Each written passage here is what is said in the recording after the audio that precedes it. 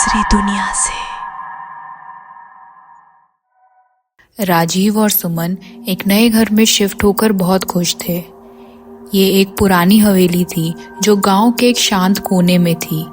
अपने बेटे आर्यन के साथ वो एक नए और पीसफुल लाइफ की शुरुआत करना चाहते थे। ये घर उन्हें बहुत सस्ते में मिल गया था, पर गांव वाले इसके बारे में अजीब और डरावनी बातें करते थे। राजीव और सुमन ने उन बातों को बस अंधविश्वास समझकर इग्नोर कर दिया। आर्यन घर के कोने कोने में खेलता रहता था। एक दिन वो खेलते खेलते एक बंद कमरे के दरवाजे के पास चला गया।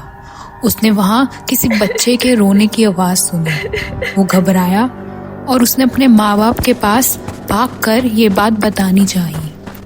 पापा, वहाँ अंदर कोई रो रहा है। आर्यन ने राजीव का हाथ पकड़कर कहा, अरे बेटा, ये सब तेरी कल्पना है, चलो जाओ खेलो। पर उस रात से घर में अजीब चीजें होने लगी। सुमन आधी रात को एक अजीब सपने के साथ उठ गई। उसने एक खौफनाक सपना देखा था। सपने में एक बच्चा जो गंदे कपड़ों में था, एक पिंजरे के अंदर बंद था। वो बच्चा रो रहा था और कह रहा था, मुझे बचाओ, मुझे आजाद करो। सुमन का दिल घबरा रहा था। अगले दिन उसका मन बहुत बेचैन था। राजीव भी महसूस कर रहा था कि घर में कुछ अजीब सा है। आर्यन भी अब पहले जैसा शरारती नहीं रहा। वो घंटों तक उस बंद कमरे के दरवाजे को देखता रहता था। राजीव ने डिसाइड किया कि अब वो उस दरवाजे का ताला तोड़कर देखेगा। जैसे ही दरवाजा खुला, एक अजीब सी बदबू कमरे से बाहर आई। अंदर एक बड़ा धूल से भरा पिंजरा रखा हुआ था। पिंजरे के अंदर एक पुरानी टूटी फूटी गुड़िया थी। पिंजरे की सलाखों पर खून से लिखा था, मुझे आजाद करो। सुमन डर के मारे कांप गई। राजीव, हमें ये कमरा नहीं खोलना चाहिए था, उसने कहा। उस रात के बाद परिवार के बुरे सपने सच होने लगे। आर्यन रात को उठकर पिंजरे के पास जाने लगा।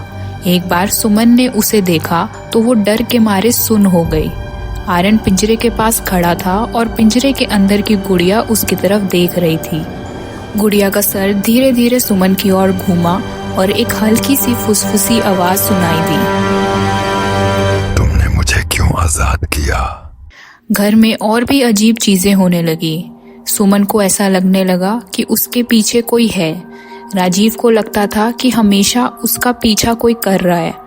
रात के समय घर में बच्चों के रोने और अजीब सी हंसी की आवाज आने लगी। आर्यन कहने लगा कि गुड़िया उससे बातें करती है और कहानियां सुनाती है।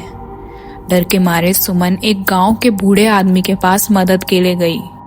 यह घर एक गहरे राज से जुड़ा है। यहाँ एक तांत्रिक रहता था।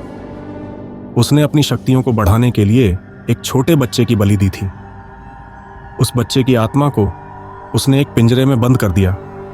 जो गुड़िया तुमने देखी है वह उस बच्चे की आत्मा का वास है, लेकिन अब तुमने वह पिंजरा खोल दिया है।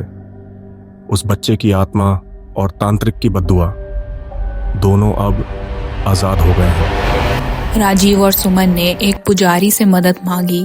पुजारी ने घर में एक बड़ा अनुष्ठान करने की तैयारी की।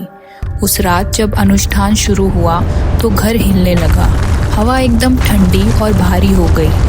एक डरावनी चीख पूरे घर में गूंज उठी। गुड़िया की आंखों से लाल रोशनी निकलने लगी और तांत्रिक की भूतिया परछाई पिंजरे से बाहर आ गई। उसने परिवार पर अटैक किया। पुजारी अपने मंत्रों का जाप जोर से करने लगा।